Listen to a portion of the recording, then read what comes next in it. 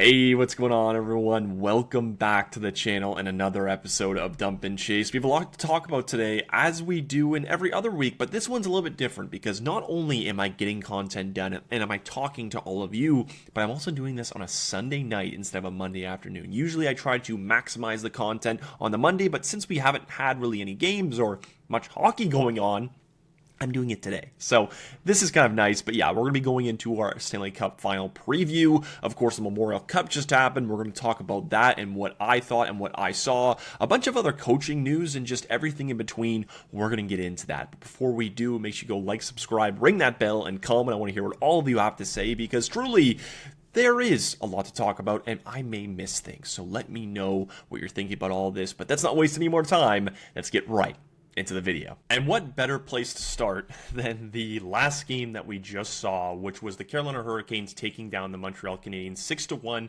winning that series in 5 games. Yeah, this was a dominant performance by them throughout, outside of game 1, which arguably wasn't exactly Montreal dominating in any way, but more of them just pouncing on the Carolina Hurricanes' mistakes, giveaways, and everything else. It wasn't that good from Montreal. And I know fans will really try to hold on to that one win and say, you know, like, if we really played like that, maybe we could have been better. Yeah, you know what, maybe at times you did force mistakes and you were able to score on those chances, but the game was just not consistent enough from Montreal. And I feel like this would have been the same from Buffalo if they were to have won that Game 7 and go against the Carolina Hurricanes. I think it would have been a similar defeat. Now, I did say Carolina in 7 games. I thought this was no longer. I thought Montreal was going to look a little bit better. Now, you know, the rust versus rest debate was on full display in that game, but I really did think it was more of maybe not Carolina not being ready, but just doing dumb plays. And they fixed that really quickly. Rod Brind'Amour took that out. They end up taking the next 4 games in a gentleman's sweep, 3-2, 3-2, 4-0, and 6-1. Now, to be fair, game 2 and 3 could have went either way, but let's take a quick look at those games. Look at the shot totals, 26-12, and then in game 3, 13 shots, still 2 goals, 4 goals, and 25 shots in 2 games is not going to do it. That trend continued to where they got shut out at home. They were outshot 44-18 in this case. The faceoffs weren't as much of a problem, but again, the power play really shut down. Their PK at points was decent, but at other times it just wasn't good.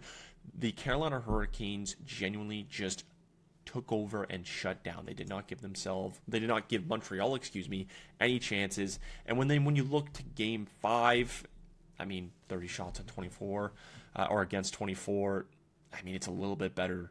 But at the same time, in the first period, you outshot 15-4. That's a little bit embarrassing. Again, just the starts and finishes for Montreal were very, very underwhelming. And, when we look at the point production from a lot of these guys, Nick Suzuki, Lane Hutson, Cole Caulfield. Cole Caulfield was especially disappointing for this series. He has a goal in this game, but it's the only one. He's very touchy, streaky, just not great. Only had 6 goals, 13 points in 19 games throughout this run. Nick Suzuki was really hard to fault in a lot of these cases, but again, like in the last 4 games, no point production. Like, just nothing on the board. Now, he played big minutes. He was a big part of their defensive game. Wasn't exactly steady. Lane Hutson, I don't want to rip too much on him because he was very dynamic, but at points he was pretty disappointing. I felt that he was pretty hard on himself, honestly, in these playoffs. And for a Montreal Canadiens team that was not expected to be here, I was kind of surprised that he was doing that to himself.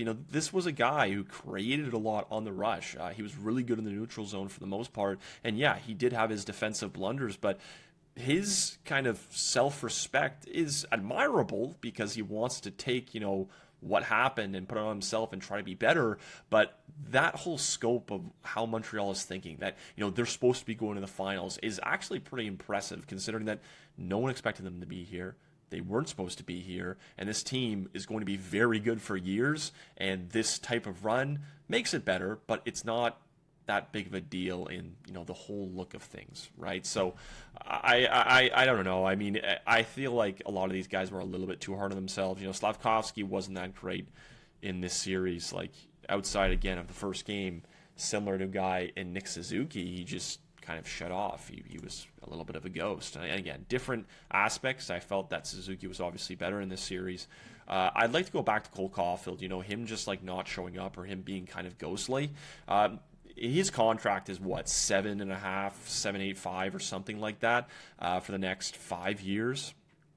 If in 2 years he's just, again, he goes from a 50-plus goal scorer to someone who's just not noticeable in these playoffs, okay, then you have the conversation. I saw a lot of people talk about this, and it's like, why are we having this conversation about Cole Caulfield, right? That this is a year where they weren't supposed to be here, right? This team didn't have any expectations. They went up against an absolute juggernaut defensively in the Carolina Hurricanes, a team that actually really pushed them. And to be honest, the Montreal Canadiens weren't really supposed to be in this position. They almost got knocked out when they got outplayed in Game 7 by the Tampa Bay Lightning. There are points in that series against Buffalo where you were saying, yeah, they might actually do this. And yeah, Montreal rose to the occasion, made it happen. But again, another overtime game that could have went either way.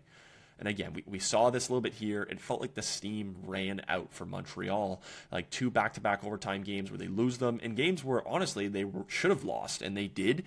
They were heavily outshot. They were heavily outmatched, outpaced. They were just getting beat on a lot of spots, and the guy who really kept them in it was Jakub Dobeš, who was probably their MVP of the playoffs and arguably is by a decent margin. So, yeah, Montreal, I mean, there's a lot that you could get into here. Like, again, we talked about it. They got outscored 18-11. That not many power play goals. They were outshot 167-88 in this series. It's insane how bad they were at some points and just how underwhelming they were, to be honest. So, is it disappointing if you're a Montreal Canadiens fan? Yeah, I mean, obviously it's disappointing, but at the end of the day, this team is probably going to be pretty good for the next 10 years, something like that, maybe more. And their cup window is firmly open, I would say, in about 2 years. Like a real contender, 2-3 years, unless they make some massive, crazy deal that's going to propel them and make them a legit contender. They're still a very good team. They're a playoff contender, but in the scope that it is right now, from where other teams are and where their rosters are, I don't think they're at that spot, and that showed in this series against Carolina. And again, I feel like it would have showed against some similar teams as well. So, yeah, Montreal, they lose this series in 5. Carolina moves on, and now we go to the playoff series in the Stanley Cup Final between two teams that, I mean, it's an interesting final when you look at everything, considering everything. Carolina was one of those teams that you said, yeah, they probably should make it. Vegas was definitely not there with the teams that we were looking at, right? Edmonton, you're thinking, are they going to make some type of other run even with their goaltending, right? Because they've done it the last 2 years. Maybe they can do it again. Colorado, they end up losing steam. Injuries was a really big deal. And now Vegas is here, right? So definitely an interesting Stanley Cup Final. One side where, I mean, you have Mitch Marner, Jack Eichel, some guys who have won, some guys who haven't. The Vegas Golden Knights are literally the villain in this case. I feel like for a lot of people outside of Vegas fans want them to lose. And then there's the Carolina Hurricanes. This is a team that's been scratching at the door for years and hoping for a chance, praying for a chance, and they finally got it.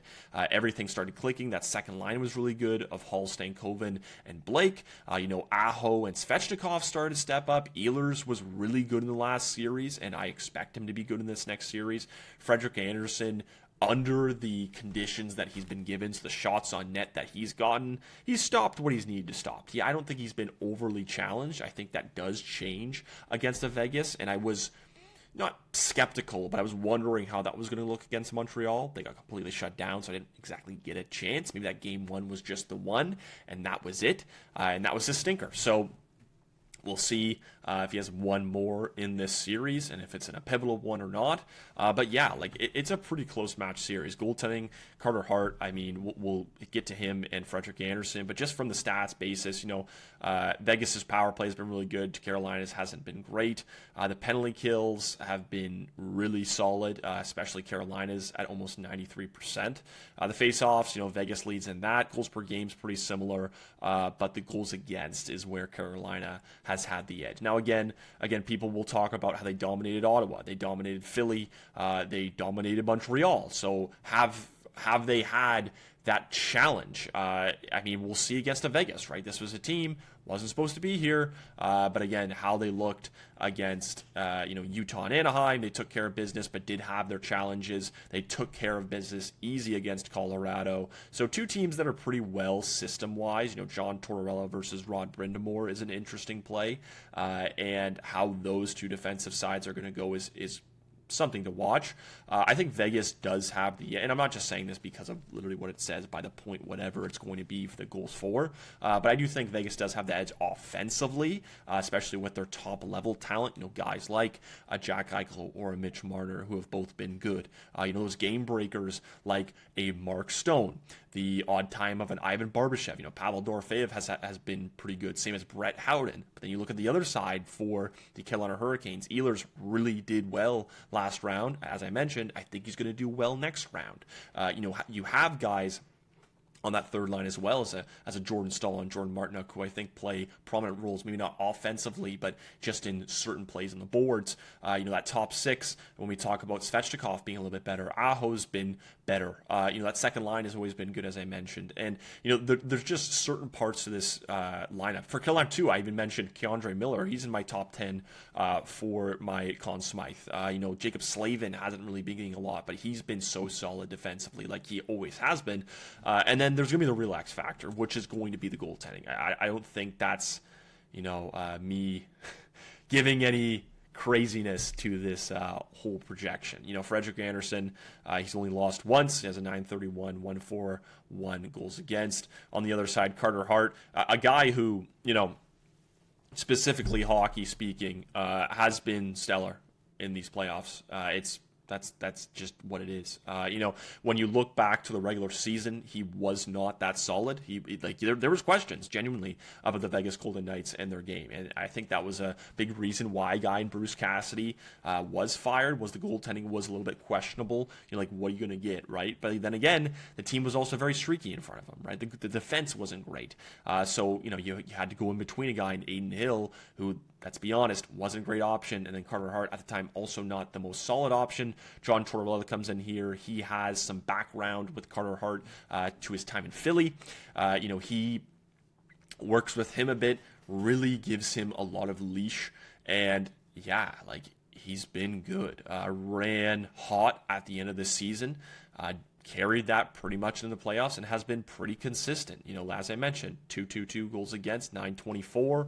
We'll go into more of the advanced stats here on all locations. Frederik Andersen does have the edge, but when we talk about those high danger chances, so when we're talking about the slot, Carter Hart is a decent amount up front. The all location shots, Carter Hart has been peppered in the high danger chances, even though Vegas's defense has been pretty solid and has played well in front of him, which I think, again, has played to why he's been so good. On the other side, Carolina's defense is pretty stingy as well, right? So Carter Hart's definitely been a lot more tested all around, and I think that's just one thing to keep in mind. So, for this in general, the numbers speak for themselves where these guys are at. The goaltending is going to be playing a massive factor. Both have been running hot. Both have been massive factors why these two teams are here, making massive saves, being calm, cool, and collected. It's something to keep an eye on. There's no really other way to say it. There's no other way to sugarcoat it. I can't explain it any better myself because, well, the numbers in front of you right here say all you need to know. A lot of these coming against some pretty good teams as well. It's crazy. This one almost dates back to the last game, like a couple of shutouts. Frederik Andersen has just been insane in that aspect, and just how dominant Carter Hart was in some games. When the Vegas Golden Knights were down in some of these games, he stayed level, he stayed heavy, made some saves, kept them in it, and they were able to fight back. Especially in that 1-0 game, the 3-0 game where they came back. It talks a lot about how bad Colorado was, and how they just weren't able to get it done. If you saw my spiels on the Avalanche and just how bad things were in my story, in my Instagram, you know what I mean. It's been insane. The Avalanche, that video that I made talking about how this team if you win the President's Trophy, it seems like you're not going to have any luck. A lot of people actually agreed, some disagreed in that case. But I think it does give you some false, hope, because you could be the best team in the world. You could still lose, and that's just what happened to Colorado. Now, granted, they didn't have Cale Makar for the first 2 games. He was probably playing with a separated shoulder or some type of shoulder injury, some type of upper body arm injury. He didn't look the same. Still was made them more dynamic when he came back, but again, just not as versatile. Nathan McKinnon blocks a shot, isn't the same for about 2 games in a period, right? So it's hard to say that Colorado wasn't or was this crazy team, because when you lose those 2 guys, or just have them and they're not that impactful, it's not great.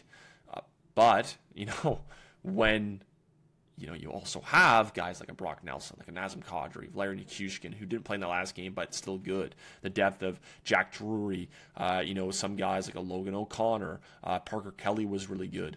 You should still be winning. I feel like that the goaltending is really what kind of hurt them in the end, even though that Blackwood played pretty well, if not very well, in the last game. It's just, there's a couple of things I think you could probably point at to either make the situation better or make it worse. It is what it is. They lost. This is going to be a very interesting Stanley Cup Final. Maybe not the one that everyone was hoping for, but one that, again, is still cool. Now, when it comes to the NHL Conn Smythe rankings, I posted these today. Yeah, Mitch Marner sits at the top. I think he's been very good. Again, I think that can be debatable, everything considered, because, there has been some guys who arguably haven't been better, but when you're a two-way forward who has created goals, who has done pretty well, and maybe isn't always contributing in some games and has a couple of multi-point games, maybe that runs it a little bit down. But again, if you're watching these games, looking at what Mitch Marner is doing, even if he's not getting points, he's making a difference. Like, that was a big thing in Toronto, and I think some of the criticism was warranted, right? Like, he wasn't able to really step up. But when it comes to this, no matter what the opponent is, everything considered, what he's been able to do is impressive. And I think him being at the top of the list, very fair. Taylor Hall, again, that should be self-explanatory. The plays he's been able to make, how much of a driver and a leader he has been. Carter Hart, a lot of people won't like that. But again, from a hockey perspective, he's been lights out. Right? Like, he's been lights out. I think he has been the better goalie, everything considered. I think he's been more challenged. We saw that from the advanced stats. Jack Eichel, some people had him at 7, 8. I like where I put him here. Again, I think he's been pretty impactful. Some people could argue him higher. I think that's pretty fair. Frederik, Andersen, Logan Stankoven, and K'Andre Miller. Andersen, again, we talked about how good he's been in net. A couple of shutouts under his belt, making big saves when he's needed to, but again, hasn't been challenged as much as the other guy in the end of the pond. Logan Stankoven, big goal scorer, hasn't thrown a ton of points on the board as a Taylor Hall, but again, has scored in big moments, has finished on plays when you need him to. Guy has been a workhorse. K'Andre Miller, I don't think he's been getting as much praise as he should be. I think, and Mike talked about this, and a couple of other people did as well. When he came over in the trade from the New York Rangers, I was also skeptical in the fact that, like, what are you going to get? Because he was a good player, didn't have a great follow-up year to what was one of his best years, and offensively was just very average, had his moments, not as bad as what I think a lot of people like to draw from as a Evan Bouchard when he does that. But again, he had his blunders.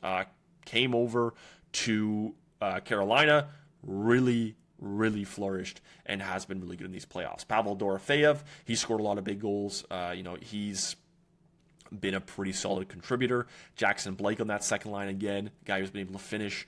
Doesn't have like the most points in the world compared to some of these guys. I think he's actually at like 12 or 13. So he's been pretty productive in about, 16 games for him. So pretty solid. I actually shouldn't have said that. Yeah, pretty solid.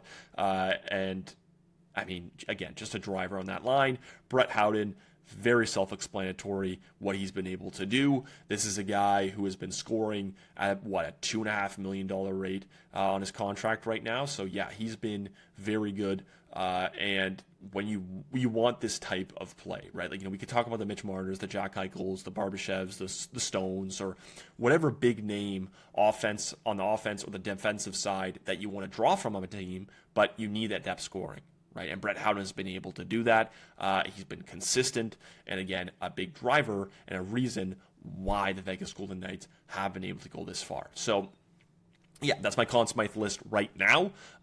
This will change. I might update this probably one more time. We'll see how quick the series goes. I will give my final top 3, I think, what I did last year. I'll probably do this year for who my votes are. But yeah, like right now, this is how it's setting up. I think this is pretty fair. Hockey perspective just in mind. A lot of these guys have been very good. A lot of these guys could probably win it. But as you can see, my top names for both teams are right there. But yeah, so that's my little lead up. Now, who do I think is going to win?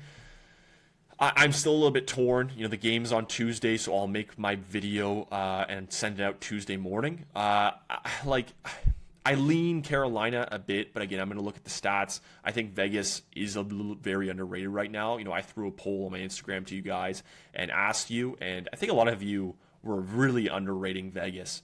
And I know a lot of people don't like Vegas. Very fair.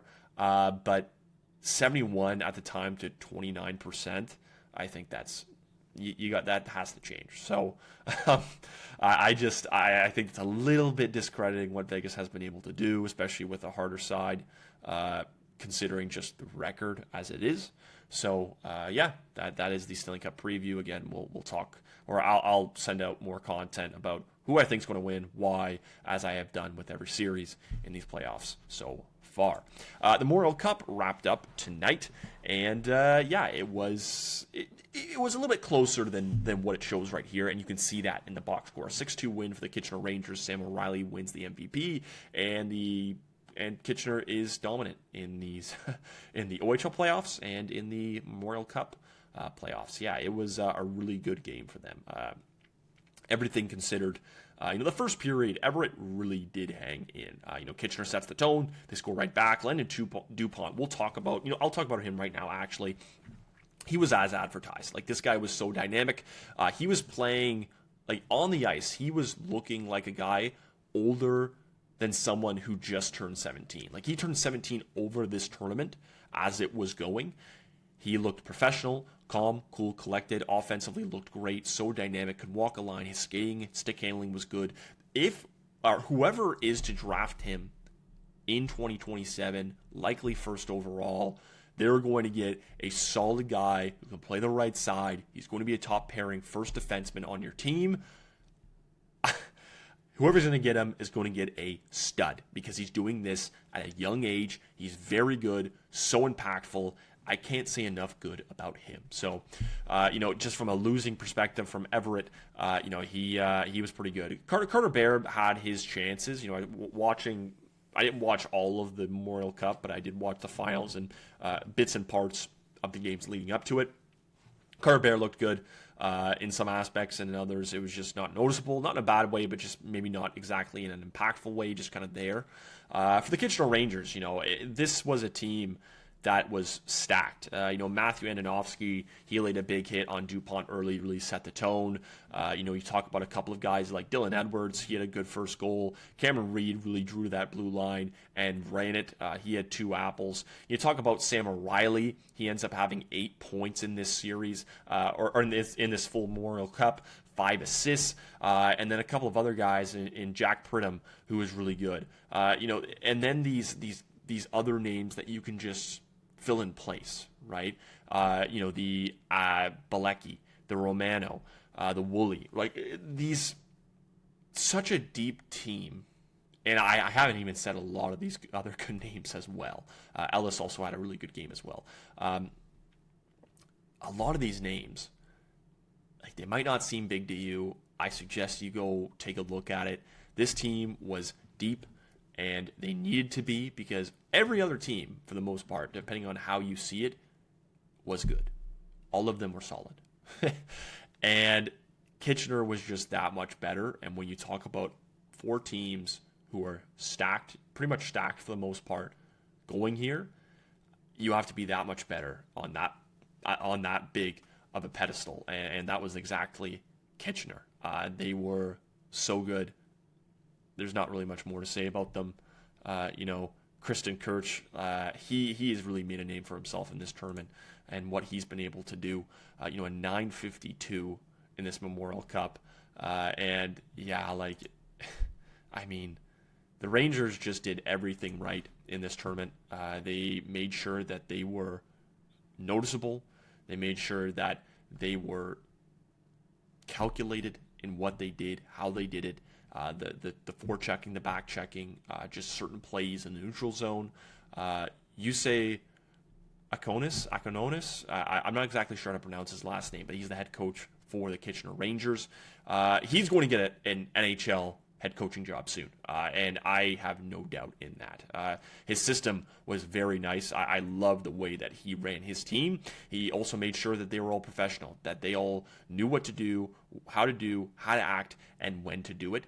He's going to get a job soon in the NHL, if not soon being this upcoming year, or if in the next couple of years. I could very much see that, the way that he led this Rangers team to success and to the finals in the OHL, winning that, and then going to the Memorial Cup out west to win it as well.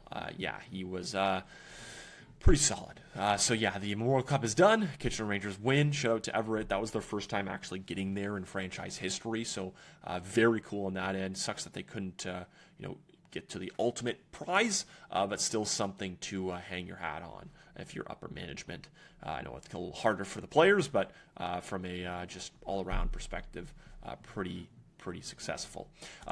David Carle, he was rumored to the Toronto Maple Leafs and a couple of other teams. I think another one was the LA Kings. He's not coming. So it was rumored by a couple of guys in the last couple of weeks. The Leafs were interested. He was somewhat, if not very little interested, just kind of gauging what they kind of want from him. And then the Chris Johnson, he comes out and says, beware of fake accounts, folks. There is no smoke to the Leafs Carle rumors being circulated right now. He's not going to be coming around. For him, Carle is head coach for the University of Denver. If you don't know, he's been pretty good. 2 championships in the last 3 years. Could have had 3. He was very close to that. Through almost every year, for the most part, he's either had a winning percentage. The last 5 seasons, he's had a winning percentage over 700. Through all of his seasons, except for one, he's had a winning percentage over 640, which, again, very, very good at the university level. And he could ride this, considering everything. Like, this is a guy who could probably be there for the next, 20, 30 years, make some good cash, probably about $300,000 to $500,000 a year, which in retrospect, when you talk about the NHL and what they pay you, not exactly nuts, but I think that's pretty fair considering, and very good money considering you're at the university, you're running a successful program, you know how to do it, you're comfortable, and it's stable. That's the big thing that not a lot of people think about, right? One of the decisions that came out with David Carle was that he was doing a lot of this for his family, or he didn't want to move his family out of what was a good position, what they were doing, where they were going, and out of something that was pretty comfortable for him. Like, a lot of people say, like, okay, well, you need to get out of your comfort zone. If you're in something like this, you're treated very well, the systems are good, the facilities are good, everything is solid there, and you're getting treated well and paid well, and you like what's going on, and you can bring talent to you, that's going to help, right? And a team can throw $6 million at you for however many years, but again, they can fire you and you're done, right? So again, you could take that is what it is, but he was been good there, and it's hard to see people who are getting treated like that and have that experience and just like where they are to move along, and even if it is an NHL job. So he decides no, at least as of for now. We'll see how it does. I don't blame him for not wanting to go to the Maple Leafs and waiting on a better opportunity, like maybe the Colorado Avalanche, even though I don't think Jared Bednar is going to get fired. That's another side note that I was thinking about talking about, but let's just about it quickly. He's not going to get fired. He has 1 year left in his contract. I mean, if you're going to make a decision, make it next year, right? There was a lot of other things that impacted the Colorado Avalanche outside of just what he was doing, right? So was some of it on him? I mean, maybe, but it's not fully on him. The success that they've had is a lot because of him. So don't just fire him because of one bad season. He has 1 year left. I think that they run it back. It wouldn't be a good choice to let him go, especially with a lot of change that could be coming to Colorado, right? Especially with Chris McFarland and the smoke, to use Johnston's words right now, that he could be going to Nashville, right? So we'll see how a lot of this goes. But yeah, David Carle probably not leaving from Denver as he should, and waiting for a better opportunity wherever that is going to come from, a younger that is going to be an up-and-coming team, or one like Colorado that's in a very win now and in-state option. So that was the last thing I wanted to talk about for the Dump and Chase podcast. If you have not already, make sure you go like, subscribe, and ring that bell, and comment to let me know what you wanted me to talk about. If I missed something that you thought was important, or if you had a thought about what I was talking about and said, I agree with that, I disagree with that, whatever. I want to hear from you, so let me know about all of that. But of course, until next time, my name is Zach Staden, and we'll be talking soon.